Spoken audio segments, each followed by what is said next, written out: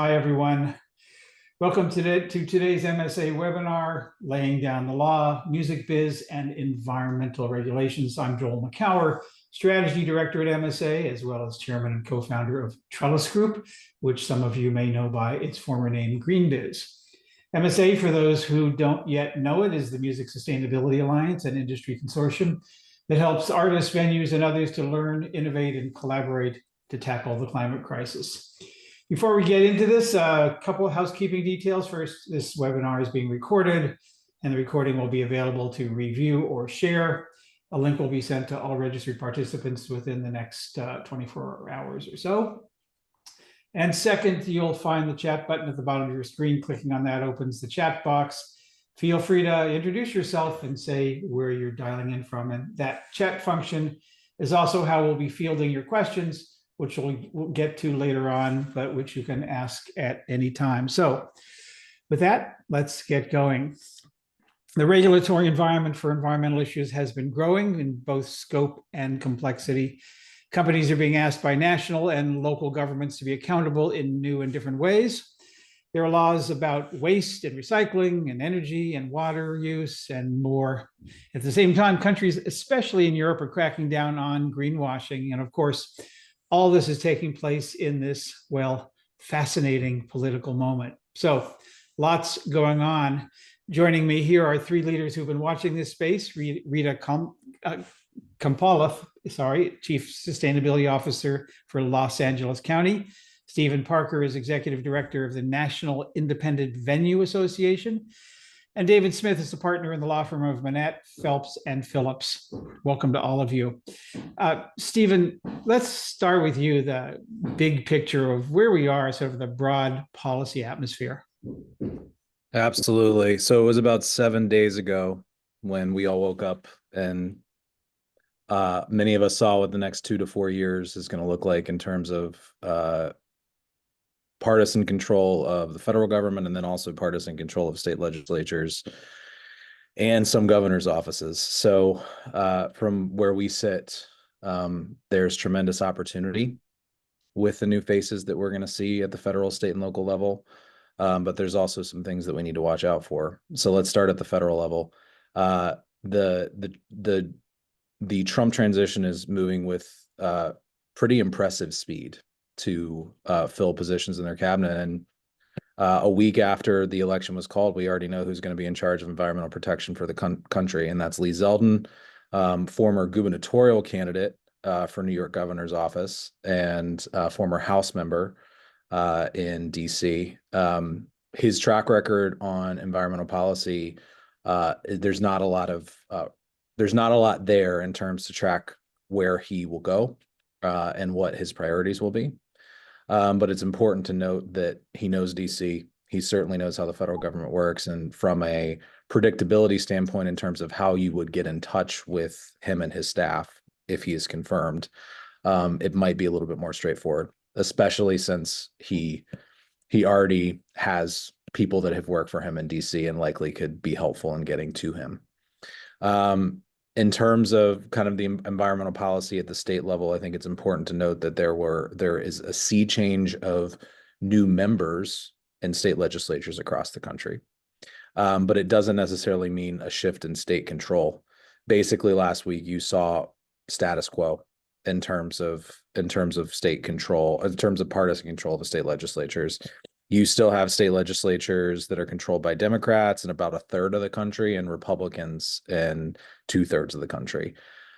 So while you might have new faces and you might have some significant changes in terms of the leadership of the committees that oversee environmental protection and sustainability in state legislatures across the country, there likely is not going to be a change in the partisan makeup of most state legislatures, just given the fact that it was a good night for Republicans last Tuesday because of the top of the ticket and the tremendous success that President-elect Trump had last Tuesday.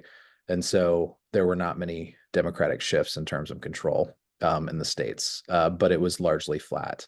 I would say, as we at NEVA look at what we can do on environmental protection at the state, local, and federal level, it's really just making sure that we can tell the story of our industry all of you know that the live sector is very different from the rest of the world.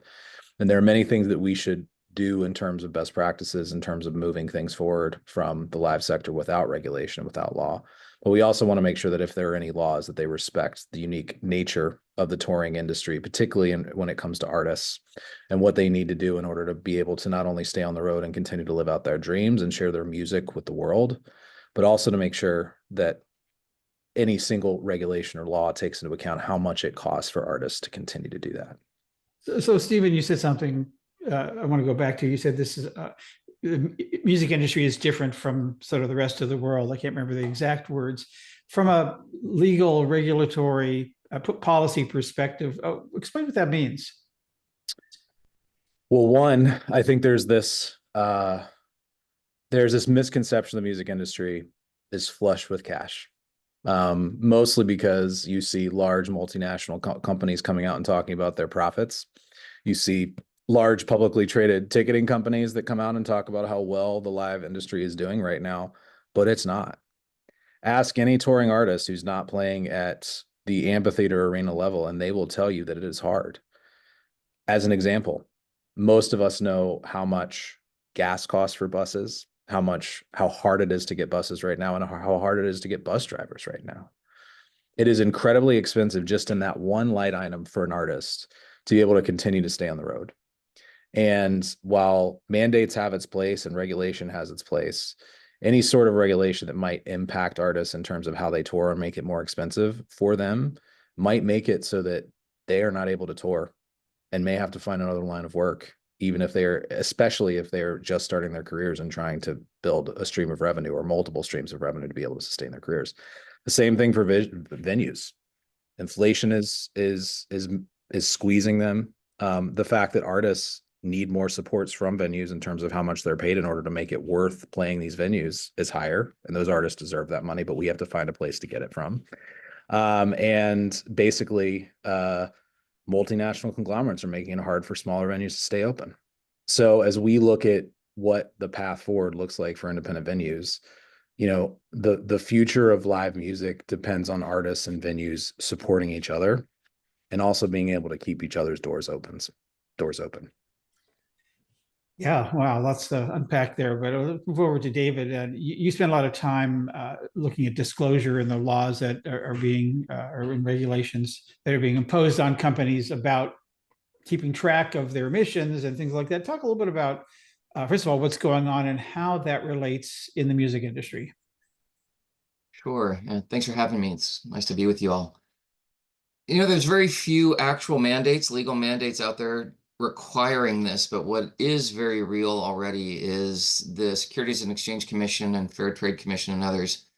If companies, and by companies I include artists and venues and things like that, make representations about green behavior and climate awareness, once it's out there publicly, it's a competitive representation for their clients and their consumers, and they're checking.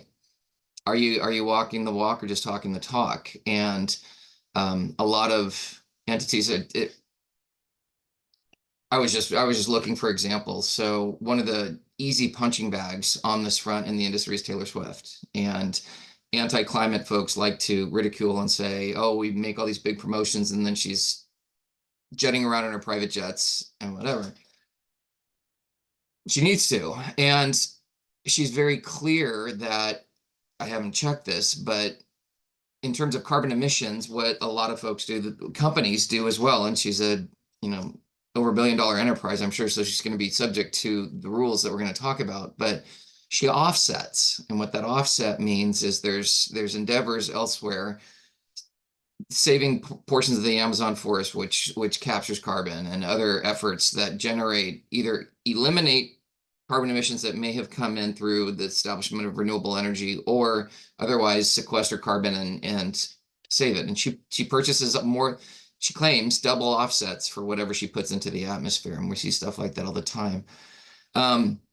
What is coming regulatorily, and California is very much leading the way. The main rules that as exist today are out of the EU. And if you're doing business in the EU, you're going to be subject to it. We're not going to go there. Don't worry. In California, though, leading the way, as we tend to do, we've adopted two laws that require companies reporting in 2026 on their emissions and climate risks in 2025, meaning this is starting now. We'll have to report all of their greenhouse gas emissions, scope 1, scope 2, and scope 3. I won't bore you with what that means. Scope 1 is basically emissions that you generate directly. Scope 2 is emissions related to the energy you consume. And then scope 3 is everything else. Go back to the Taylor Swift example. Her jetting around will be her direct emissions that she's offsetting. Everything related to anything else, her venues, her concerts, her merchandise, the energy consumed by people downloading her songs. Those all, believe it or not, are her scope 3 emissions and having to address that. So if you're doing business in California, that's the term that the legislation uses, and it's the smallest possible hook. You don't even have to have a physical footprint here. If you pop in and do a show, if you're contracting, if you record something here, you're doing business in California. If you have $1 billion in revenue annually, you have to report all of your emissions every year, and they have to be attested to by a third-party verifier. The other thing is, if you're doing business in California and have just 500 million in revenue, you need to report your climate risks every other year. And those risks are categorized as acute or transitional. I'm not going to go into the legal weeds, but basically facilities. Are you subject to a hurricane? Are you subject to drought? Are you subject to wildfire? What climate type events present risks to you? And then transitional, not so much obvious with facilities, but it's very difficult to get insurance in California right now because of wildfires. What does that do to your business model? Taylor Swift, again, to use her as the example, not picking on her, but so private jets, what if it becomes more expensive to get fuel for private jets because we put a carbon tax on them? Is that going to impact her enterprise, how she does business, things like that? What about just the changing societal views of private jets? Does her fan base change? Anyway, those kinds of disclosures, and it is very broad, need to start being disclosed in 2026 as to impacts to your business operation enterprise that are attributable to climate. Yeah, the environmental community and the far right are both really good at what I call yes, but. It's it's great that you're doing these things, but what about your air travel? What about your water consumption or whatever it is? And that becomes the bane of a lot of well-intended initiatives, because as anybody in sustainability knows very, very well, it's impossible to do everything right. So you can only do certain things right, which means that there's always going to be a yes, but. And so that's a big challenge. But we'll go back to the California thing, David, then we'll go to Rita. You talk about the smallest footprint. So, a band that's touring and does a gig in LA or San Jose or wherever, is that a footprint that's going to require them to all of a sudden be reporting, assuming that the tour itself or the band's revenue is a certain level? Talk a little bit about what that means for, not Ms. Swift or any of the top bands, but some of the, just mid or, sort of that middle range. Absolutely. And if it's a smaller thing, like if they're getting paid, yes, you're doing business in California, most certainly. If they just happen to pass through, I would say, even if it's promoted and advertised, the authors of these bills, they want the broadest possible ability to catch. Now, they're unlikely, however, to hit the revenue threshold if you're not an enterprise like Ms. Swift. That said, though, that's very deceptive, because let's say they don't have the $1 billion revenue annually, but they want to play somewhere, a venue that does. That reporting obligation of the venue is starting now to require actual data. So with everyone that comes in, for their reporting, are going to require those entities, suppliers, performers, what have you, even if they're not directly subject to the law, to provide their emissions data so that their report can be accurate. That's the trickle down effect we're starting to see now. And entities, this is very expensive. It's really expensive to calculate and track these things. And so entities that aren't even, my counseling, by the way, generally is not the companies out there that have been doing this proactively, voluntarily, God bless them, for a long time. It's the companies that are deer in the headlights saying, what? I have to do what? And report what to who? because the big folks that are doing this voluntarily already are starting to pronounce, if you're not in a position to provide us your data, we're going to move on to somebody else. And it gets very difficult. Yeah. Well, it's a little aggressive. I will opine though, in dealing with the companies, like I said, that aren't ready for this and are just trying to get up to speed. It's not so much the regulations that's what's forcing this, because they have to comply. Like never before in my career, the younger generations, Gen X, Gen Y, Gen Z, and Gen A, are driving this. They know, like the Taylor Swift thing, she's not obligated to do anything, but every time she lands in her jet and gets in front of a microphone, someone's going to throw at her, what about your emissions? Yeah. And she's doing it. And it's more the followers than the hecklers and naysayers that want to see proactive engagement. Yeah, let's not pick too much on that poor woman, but let's be on. I want to later on. I want to get to the point where how this works between your world and Steven's world in terms of a band's coming through, has some footprint, but is the footprint part of the venue or part of the band, and how that all gets, because I think that's something that's very unclear. But let's turn to Rita, a little bit different view from a county perspective. First of all, and LA County is a really interesting county because you've got, Hollywood Bowl, the Greek Theater, Crypto Arena, 1,001 venues. I think Whiskey A Go Go is still around, or the Whiskey, maybe it's called. And you're adjacent to Riverside County, where there's Coachella and Stagecoach and 77 other events. So what can a county do in either on the regulatory front or in moving bands or venues or anyone else in this ecosystem forward on these issues? First of all, is there a regulatory footprint? Does LA County or counties in general have laws that again, bands and tours and venues need to comply with? Yeah, we do, of course, but from the standpoint of, I think, climate in particular, we try not to be heavy-handed, I think, with the regulations. And I think, like David talked about, the state is certainly proactive when it comes to setting goals and targets. Our approach really from the county has been more about setting aspirational goals and figuring out how we can kind of work together with businesses on them. And also, I think hopefully as we're thinking further into this, we're kind of in early stages of a few plans and goal setting efforts. And I think strategizing on how we might achieve those. Some of those may be ordinances. There are some that we're exploring, but hopefully some of it will also be incentives. For instance, one of the plans we put forward just recently was our climate action plan, which set some very ambitious goals, which were aligned with our sustainability plan as well as the state goals. I think everybody needs to understand that that's not a mandate as far as that plan, but what it is it allowed us to, or it allowed people who are applying for permits to have a more streamlined path towards permitting if they are putting something forward that's in line with our cap. So those are the types of approaches that we're looking at. Again, there may be some approaches that are more regulatory in nature. I think one of the things that the cap, helped us identify were some of our biggest buckets of emissions, which are probably unsurprisingly transportation and emissions from buildings. So, we are moving forward with trying to electrify our own fleet, but also looking at how we can support electrification of transportation by looking for funding for charging systems and things like that.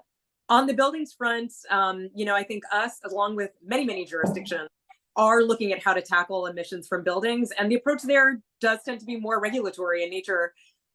Looking at things like a building performance standard, which sort of sets targets that buildings will need to meet over time.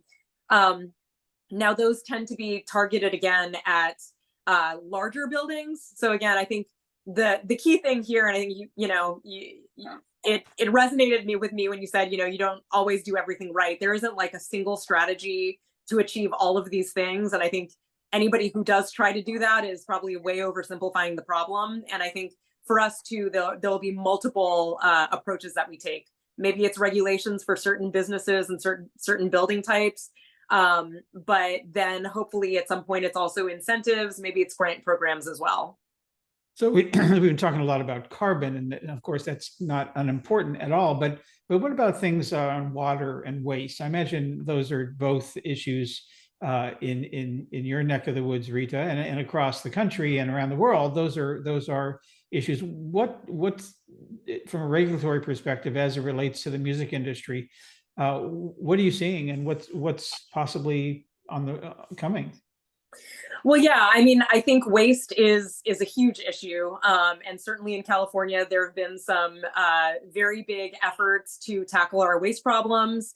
Some folks might be aware of SB 1383, which again, there is a tie into carbon with a lot of these things because it is sort of the problem of our time, addressing climate change. But that really seeks to divert organics, so food waste, and that is something that's very much an effort that the county and many local jurisdictions are deep into, both from figuring out that that was a huge shift in both the way that we collect waste and also how we manage it and deal with it. So, again, the collection, setting up collection networks, getting people to change contracts. You get into a lot of nuance, especially when you look at individual buildings and how they're able to manage that waste. But then from the end point of building facilities that are available to manage it, we can collect it, but we don't currently have enough capacity to actually manage organic waste in the way that we want to. On plastics too, the state has made a lot of efforts, and locally we've taken action too.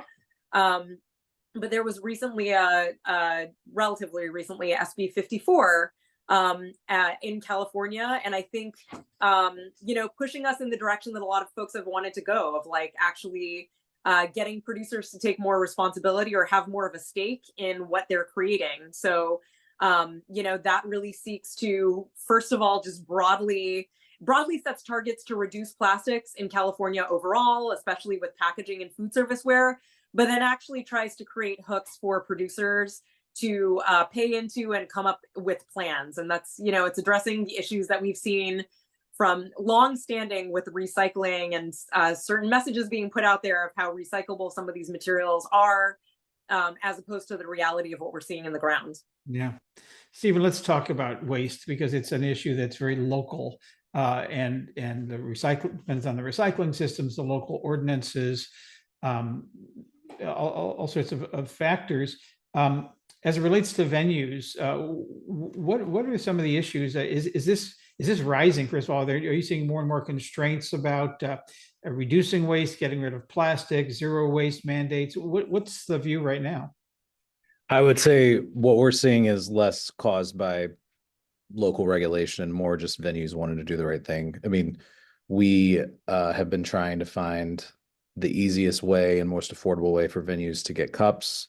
And the first thing they said to us when we started a group discount program around supplies was literally the number one thing that we need is affordable, eco-friendly cups, but also just reusable cups. We've been working with a company called Our Cup, based in Minneapolis, to try to get reusable cups that the venues are able to easily hand off to the service after every show the next morning, so that those cups can be washed and be brought back for the next show. So reusable and kind of eco-friendly cups, I think, are really the primary place that we see the most conversation happening. But I'll also just say that, we are seeing a lot of misguided legislation in states, or at least a few things. Just as an example, there's a state in the Northeast that reached out and wanted to instead of require venues to have reusable water stations or potable water, they wanted to mandate that plastic bottled water be offered at a specific price.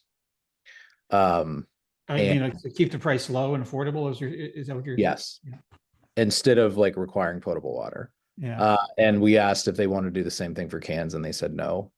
So I think there's a lot of education that needs to happen with policymakers in terms of kind of what the implications of our regulations are that aren't even meant to impact negatively the environment, specifically in our space, but they do. Yeah. So I would just say there's a lot of education that needs to happen on our end. But the last thing I'll just say is we are not perfect. And I think the most helpful thing for us is, as There are large scale projects that are funded by foundations or by universities that look into environmental sustainability in the live space, that it doesn't treat live like a monolith, because we are not. Many people gravitate towards thinking that every venue looks like a Live Nation venue or a more massive arena or massive amphitheater, and they are not. Most venues in this country are under 500 capacity. And I think just thinking about some realistic things that we can voluntarily do, or some realistic regulatory schemes that we can go and be very inclusive, so that venues of every size can have the ability to actually like opt into some of these things, I think what is really important. We are left out all too often in those conversations, and I think it would be beneficial if some small venues were at the table. Yeah, you're talking about the fact that a lot of this is being done voluntarily, and I imagine that if it's like every other industry, that there's a few leaders and a few followers, and then everybody else. So the challenge is you need both high bars and a floor or minimum standards. Would regulations be helpful to have some minimum standard for for waste or energy or anything else?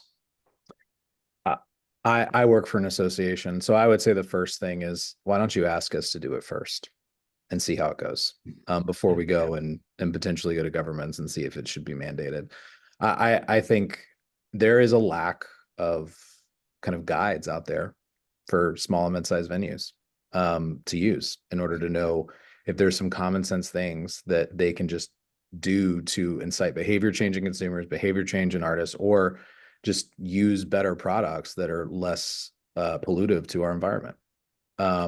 So I think the first step for us is actually not regulation. It's can the folks that do this every day and think about this every day come to us and think about what we can do to come up with an incentive structure from a NEBA perspective for these venues to start doing some good things. But I think we need some guidance on what those things might look like before we create a law. I'm not at all shocked that a trade association is not in favor of regulation for its members. David, when I asked that question a few minutes ago to Stephen, I saw you kind of smile. I'm wondering how you see, where regulation helps to set a floor and where the market kicks in, or, how are you advising your clients in terms of how to think about those floors and ceilings, because the floor would be a minimum standard, and it was true with most regulations. That my definition of a regulation is if you were doing any less, it would be illegal. And so how do you think about that from a legal advice perspective? And it's an absolutely polarizing topic, as we saw in the election between red states, blue states, and everything else. So once you come up, you hear the term ESG, environment, social governance, far less frequently now, just because it became such a lightning rod, but the policies underlying it are still very prevalent throughout. What's been fascinating to me, Joel, is the pressure is not so much regulatory, notwithstanding the California laws I mentioned, as peer-to-peer.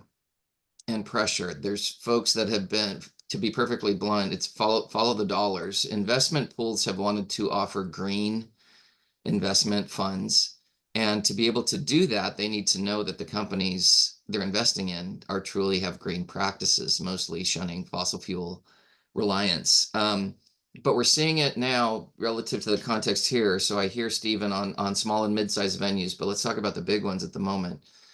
Doing a lot with waste, with anti-plastics, with whatever. I would opine they're not necessarily doing it out of altruism. They're saying major sponsors in the sponsorship contracts now are insisting on, we need to know that you will have this level of performance standard, this level of energy efficiency, this level. What are you doing with your waste? What are you doing with?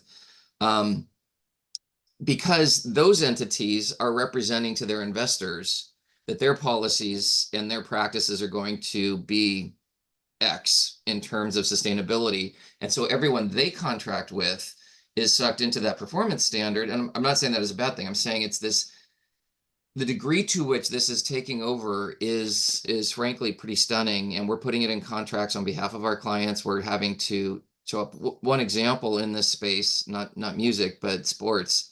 In the World Cup 2022, FIFA claimed that the games in Qatar were carbon neutral.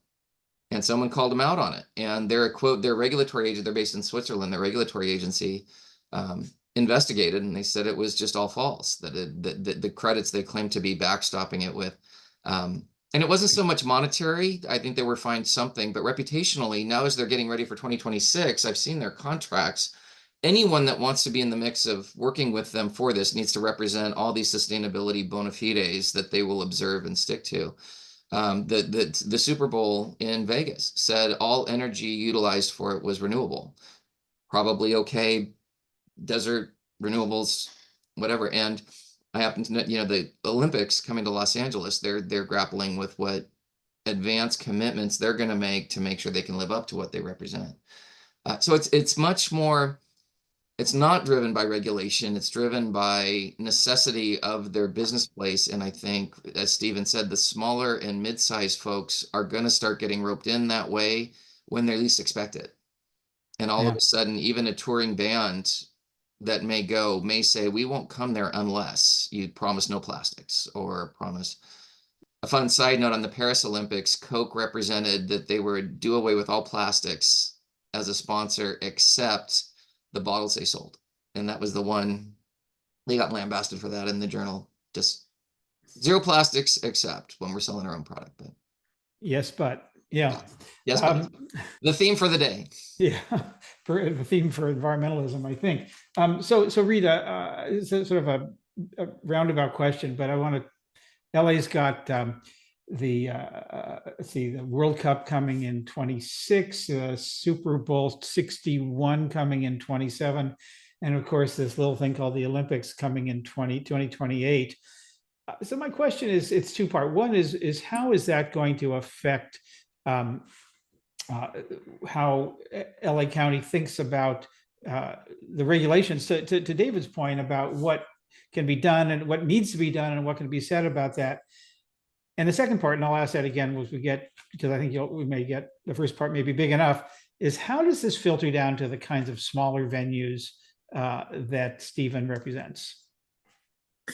Yeah, that's a tough question. Again, a lot of the conversations around the Olympics and some of those big events are still really heating up.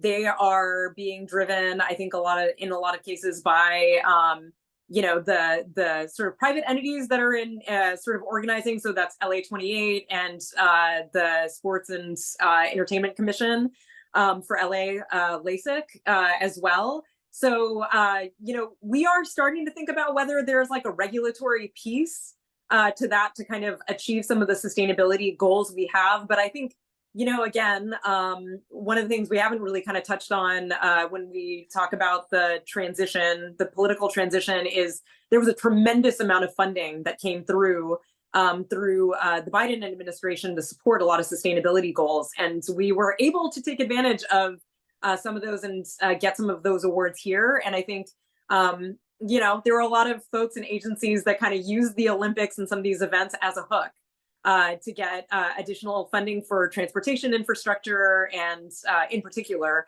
charging infrastructure and things like that. So that has really been the push, is trying to figure out how we can shore up our infrastructure really to support these needs. Because I think that's going to be the bigger challenge, right? Now, on the waste side, I think there could be something more regulatory in terms of an approach there. But I think when we look at, again, transportation and energy goals, which again are going to be like the big ones that we're trying to achieve, a lot of that is really just shoring up our infrastructure, our grid, or do we have the renewable energy supply to meet the goals that we have? Do we have battery storage, all the other things to achieve that? And is our transit system ready to support the huge influx of visitors that we're going to achieve? So the nice thing about that is that infrastructure hopefully is all legacy, right? Like there will be some more temporary things put into place to support the work. But, the hope is that like some of that infrastructure and maybe the behavior change, maybe we induce some behavior change in visitors to those events. They see that it's actually doable and preferable to not drive. And the hope is maybe some of that can actually, translate into like our everyday behavior. And I think that's the ways that things would impact venues. I mean, my hope is that smaller venues would be able to take advantage of that. But again, the waste side, I think it's still a question. I'll leave it at that. I wish we were farther along than we were, but you know. I'll also just say, like, sometimes, particularly on the waste side, we, especially if you're looking at venues that are like larger than 500 cap and like have a huge artist hospitality program, like many of them have already figured it out. But if regulation or some sort of government action comes with supports or an infrastructure or some sort of connector so that we can get that potential food waste into the hands of nonprofits that need it, especially if there's a service that the government provides or another nonprofit, or if some of these organizations would be willing to pick it up themselves. We're seeing those partnerships in communities across the country, and I would love to figure out how we normalize that. So, Stephen, I love that, Joel. If I can jump in on this particular, I was going to put this in as an example, and you guys teed it up beautifully. So, a lot of times under regulation and cutting, you hear the term co-benefits. So, shifts to renewables can result in much better air quality benefits for communities around what otherwise would have been power generation, things like that. Specifically on the food waste, I'm actually working pro bono with an entity that does this on a mass scale and has. They basically pick up the leftover food from grocers and do it. And they're realizing a significant sector of methane. So methane's a greenhouse gas. It's much more intense than carbon dioxide for the nerds in the group, but it's not as long lived in the atmosphere as carbon dioxide is. That's why that's sort of the base one. But food waste deterioration emits a huge amount of methane. Well, these entities that have already been doing this for philanthropic purposes, food banks and communities and things, they grab the stuff that would otherwise be thrown away, realize they're providing a significant climate benefit. And those credits, if we can standardize them, measure them, those are the kinds of offsets that I talked about, like for private jet travel or whatever have you, that you have to offset them. That's an incentive for them to ramp up, as Stephen said, not just what they were doing before, because it has to be new and additive.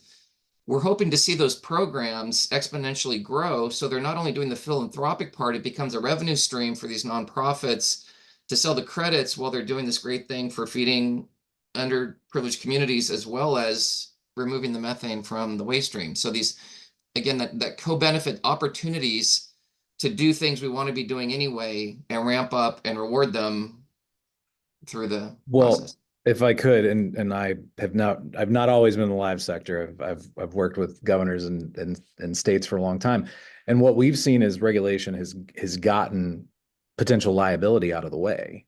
I know there were a number of states where there was significant liability if you donated food, and I can't speak to whether those restrictions or kind of liabilities still exist, but especially if you can take the legal peril out of the way of potentially doing good by these venues and other small businesses and other grocers, not just for us, but for everybody. I think that is an example of public policy that can help sustainability and take an impediment out of the way. Yeah. And I think that has been done in California. So there's a model for that for sure. California has been doing that. Is that what you're saying? There were like, again, I'm not an expert on this, but like the sort of Good Samaritan laws to remove liability for people with edible food donation. That's actually a huge part of SB 1383 is diversion of edible food. So it is something that we need to figure out. Well, let's talk about this a little bit more in terms of all right, maybe there's not a lot of room or need or certainly desire for more government regulations that would affect the music industry. But what are some of the things that governments could be doing beyond Good Samaritan laws around food waste or other liability laws around food waste to sort of clear the way, pave the way for, we don't want to pave things actually, but, clear the way for more environmentally responsible behaviors on the parts of venues and bands and others in the music industry? Nice dump you. I don't know if I'm the best position to answer that as government, but I mean, I will say that I think, you were talking about like the place for regulation. I think I actually agree, if venues are doing things voluntarily, that's what we want to support first. You all know your businesses way better than we ever will. And regulation is always going to lack nuance, right? When it comes to how it gets applied to individual businesses. That said, I think regulation can be helpful in leveling the playing field in some cases. When we get to certain points, I definitely saw that with some of our local plastics regulations. There are, for instance, restaurants that were doing the right thing, or, and they have higher costs as a result. Those were some of the folks who were the most supportive of us putting in restrictions on food service ware, because again, they saw it as leveling the playing field with their competition. But other than that, I mean, I think things that we're looking at, certainly where we can create incentives or technical resources to assist businesses. We were talking about the disclosure laws. I know those are really, more applicable to large businesses, which may have a lot of capacity to figure it out, even though it may be hard right now, but, hopefully they have the resources to figure it out. But, if there are things like that, or certainly with our decarbonization goals, building decarbonization, that's something where we want to look at how can the county provide technical resources for folks who are either doing things voluntarily or eventually having to comply with the regulations. Like, what kinds of things can we provide? Let's stick with you, and I want to switch to water, which we haven't really talked about yet. California being a water stressed state, the drought conditions are not in effect currently. But across the U.S., there's just a statistic a couple of weeks ago that said over 78% of the United States was affected by drought. The highest percentage in the U.S. Drought Monitor, that's a government entity, in its 25-year history. So, in California could be back in that this year. We just don't know yet. Water is another significant input, both in water use, but also the water consumption in the restaurants, or water output, I guess, in the restrooms and all of that. Wastewater, I guess it's called. Is that a concern? Is that a constraint? Are there regulations that venues and others should be, festivals need to be complying with these days around water? And I want to, anything David and Stephen you have on that, I'd love to hear as well. Yeah, so, obviously that's a huge challenge in California and Los Angeles in particular. The state has been working on conservation laws to set some targets. Those are really more applied at like the water supplier level, but they may start to trickle down in some ways. But I think the way that you'll see that play out more is less like you can only use this amount of water than things like you need to start thinking about removing your turf or incentivize that. Like if you have like turf lawn, or move to like more native drought tolerant plants, make sure you have efficient faucets and things like that. There are also very big efforts, again, big infrastructure level efforts that LA is taking, which I think may eventually build that we're not the first, but recycled water is kind of like what I'm thinking about. Sure. The state just put into place a regulatory framework to approve water recycling projects for what's called direct potable reuse, which means that recycled water can either go into a groundwater basin or be treated, go through some treatment level to be served as drinking water. So I think you'll start to see more projects looking for approval. Certainly there are two huge ones in LA, which are really going to be game changers in terms of how we achieve our local water use. So I think that's where a lot of the effort is. But again, obviously there's water conservation. The goal there is, I think we're constantly, kind of like working on like an emergency basis for drought, right? It's like suddenly there's a drought and then everybody switches off their faucets or stops watering their lawns. Our ultimate goal is like, let's try to hardwire this into our communities again. So, you're not just stopping watering your lawn. You already have like a native drought tolerant landscape that doesn't ever really need that much water. You're already using water efficient faucets, so you don't have to suddenly cut down. So that's kind of more where the approach is. Stephen or David, anything on water? Is that not so much on your purview? I would just say it's integral to all of it. It's a very situation specific. I don't know relative to our audience here that you'd see any, across the board mandates, but when companies are put on the spot on sustainability, just like we've been talking about waste, we've been talking about plastics, water consumption is significant. And It's very closely tied to energy production. When we talk about renewables, I'll spare the details, but whether it's wind, solar, whatever, when we're citing new facilities and things, the very next question beyond the obvious is where are you going to get your water? Because they are all intense water usage. And then finally, I'll just say for outdoor venues that we're talking about, the irrigation of reclaimed water via reclaimed water as opposed to potable will certainly continue going. Yeah. I'm not seeing a lot of questions yet. I'm seeing a lot of nice notes of appreciation for the great information coming out of this. We've got a few minutes left, so feel free to ask questions. Otherwise, I'll just keep going. Stephen, you talked about that potential water bottle initiative or regulation. It seems like there's a lot of potentially perverse incentives that, like, for example, that one might lower the cost for fans, but it's increasing the consumption of plastic bottles. Initiatives to encourage carpooling to festivals or any events, music events whatsoever, could take away parking revenue from a venue. And so how do you, or reuse could, maybe, I don't know, that could be a positive or negative or neutral for a venue, but how do you think about balancing those things, and what's the role of local government or any government level in terms of ensuring that you balance these incentives and these disincentives or these perverse incentives? It seems it's like everything else in sustainability, it's complicated. Yeah, I would say, a seat at the table for small business owners, particularly those in the live space, is probably the most powerful thing for both parties. Let me give you an example here. What is the table? I mean, so let me give you an example. So there's a new mayor of Nashville. He was elected last November. He's been in office for a year, and transit is his number one priority. He came up earlier this year with a ballot initiative that needed to be voted on for a significant transit investment in the city of Nashville, and he brought venues to the table.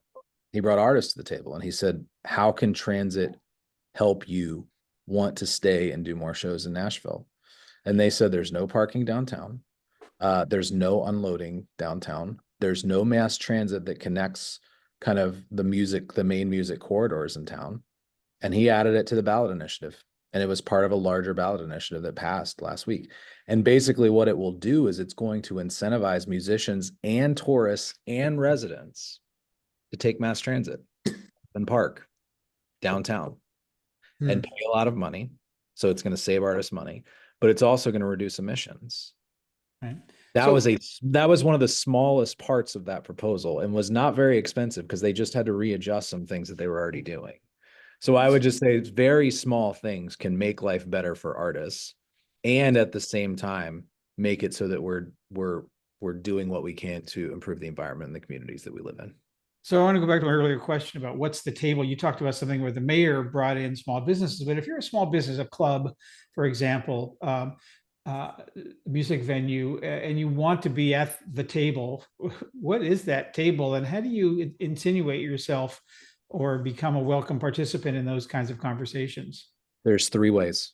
The simplest way is to just show up, read the paper, try to get together a similarly situated group, whether you're artists or venues, try to band together, figure out if there are other people who also are interested in engaging in the political process, and write letters, ask to be part of working groups if they're announced. Go and proactively meet with your mayor's office or with your city council member, your county board member, and say, I don't know what you're working on, but if there's anything that relates to what I'm doing, could you please invite us to those meetings? Yeah. That's pretty powerful. And then I would just say the second way to do that is to try to get appointed to local planning commissions or try to get appointed to local boards. And the third way to do that is to run. When I came in, the first interview I gave, they asked me what my dream was. And my dream was, I would love to see an artist or promoter or venue owner, mayor of a city in America, because that will change everything. Yeah, as Nancy Pelosi says, don't agonize, organize. So now all of a sudden we're in a situation where we have not a lot of time, but a bunch of questions. So want to get, if we went from speaking of droughts, we went to droughts to flood here. David, somebody's asked about offsets. and in terms of what's the what needs to happen there, and what is the opportunity for small venues to get to think about offsets in terms of what's required and what's how they can get ahead of the game, and how do you think about quality offsets versus some of these cheap things that are now proven to be, well, greenwash? Just to make sure we're all on the same page. So the notion of offsets, when we started climate awareness, the whole point was cut emissions, just stop emissions, get off fossil fuels. And we've just realized we're not doing it. We're not doing it enough relative to the Paris Agreement and Paris Accords. And so the question is, assuming some emissions just can't go away fast enough, what can we do to incent offsetting those emissions? When you hear Google's new data center is zero emissions, it's impossible, that it doesn't exist. It's probably somewhere in North Dakota, South Dakota, no renewable energy, but somewhere they're facilitating the production of renewable energy or other carbon reduction mechanisms, either eliminating emissions that otherwise would have gone, or again pulling carbon through sequestration efforts.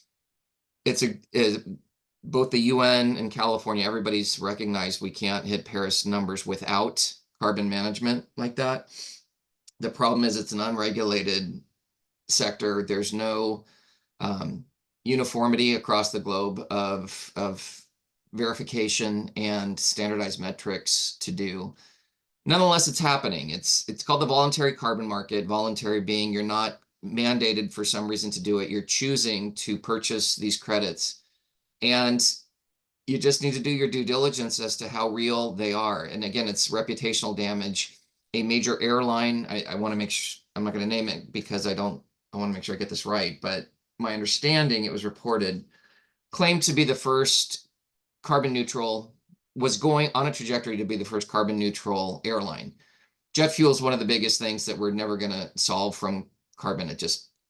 Planes have to fly and they need jet fuel. They're not going to be electric anytime in their lifetimes. They claim to have bought credits sufficient to start offsetting their consumption of the fuel. Well, I think they meant it in good faith, but the credits ended up being completely false when somebody dug in and checked, and they were paying money for them.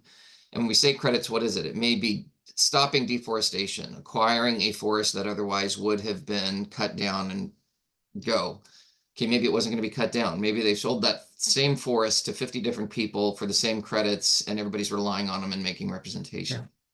So there's a big effort to try to standardize it. I think it's necessary. We talked about co-benefits and things. What a carbon market will do is bring the private capital sector to this whole dynamic, which will be a game changer. Rita mentioned all the Biden funding in the Inflation Reduction Act has been a significant, but it pales in comparison to once the private sector is unleashed as a dependable mechanism to invest in. Yeah, I think that airline is one that begins with D and ends with ELTA. It's been pretty widely reported. Stephen, smaller venues have expressed difficulties, somebody writes, with state laws pulling in opposite directions. One venue expressed that they had a regulatory mandate to separate compost waste and a waste management contractor. It's also mandated by regulation to not accept compost waste. Any suggestions on how to deal with situations like these? After they've already passed, I mean, be loud. Yeah. Be loud. I mean, one, please reach out to us. If that is an actual real example that's happening, I would love to be helpful if we can. Two, I would just say you should talk to your local representatives and say that you've created 2 impossible mandates to meet. And 3, I would also just say to what I said before, which is, you should organize. You're probably not the only venue in the circumstance where you can't meet those 2 diametrically opposite mandates. Yeah, definitely strengthen numbers. Well, we're winding down here, and I'm committed to an on-time arrival, speaking of airlines. So I want to ask each of you one final question, which is that if you were kings or queen of venue, or excuse me, of music sustainability, and had a magic wand to wave in one policy direction, what would you do? David, It's Yeah. like you're going off mute, so I'm going to let you go first. We represent a lot of stars in the industry, and they can be incredibly influential philanthropically and otherwise. Start assessing your impacts, your carbon footprint, your venues, and speak out. And just say, before head off the regulations. Let's start being proactive about what we can do. Coldplay comes to mind when they were in the Super Bowl, whenever that was, at halftime. Even back then, they were talking about, their next show is going to be 50% better in terms of emissions than the last one, just because. Yeah. But that's not a policy thing. That's again a voluntary. Is there anything that you'd want to see, either policy initiated or policy removed, that would get us further faster? That's the Like question. a regulation? Yeah, a regulation policy of any sort. I would like to see the industry entities, like we talk about the small and mid-sized, group whatever you want on it, adopt a system of best practices that you can get signatories, a critical mass of the participants, signatories, and take those to the cities and say, don't adopt an ordinance. Here's what we're committed to doing. Police us on our own endeavors. Start yourselves with commitments, and it educates those who are outliers and don't get it yet and don't see it coming. And again, regulates from within. Right. Rita. That's a tough one. Yeah, in terms of like a policy solution. I mean, I think certainly the emissions from transportation come to mind as like sort of the biggest effort. I don't know if it's a policy solution that helps us like move quicker to electric vehicles, and also things that we can do to support the grid more broadly, to move to those like more long-term resilience. So I guess I will cheat a little bit and say that the other thing that's always on my mind again is waste, because we did work on like local waste laws. So I would love to see more venues moving towards those reusable systems, because I think that's a huge effort, and again could help just change behavior, and hopefully also change the economics of some of those systems so that they're better. And I would say along with that, love to see more of like centralization if possible, so that local governments can kind of assist in maybe procuring reusable items and things like that, and providing them at lower cost. So something like that is what I would like to see. Yeah. And somebody just typed in and would love to see tax incentives for green behavior too. That could be a local initiative at some point. And Stephen, I'll give you almost the last word. Treat independent venues and promoters as incubators of innovation. States, counties, cities should come up with pilot grants and basically subsidize venues coming up with best practices that can be replicated either across their county, city, state, and hopefully, especially if it's a statewide program, it's something that other states could potentially replicate, or we can take those best practices from one state and try to implement them voluntarily in another state. Right. Well, we are at time, but before we let you all go, a couple quick things. First, thanks one more time to our panel, Rita Kampalath, Stephen Parker, and David Smith. This is a regular monthly webinar series. We'll be taking December off, but picking up again in January. You'll be hearing more about that. And please save the date for the second annual Music Sustainability Summit that's coming up on February 3rd, 2025 in LA. As always, the day after the Grammys.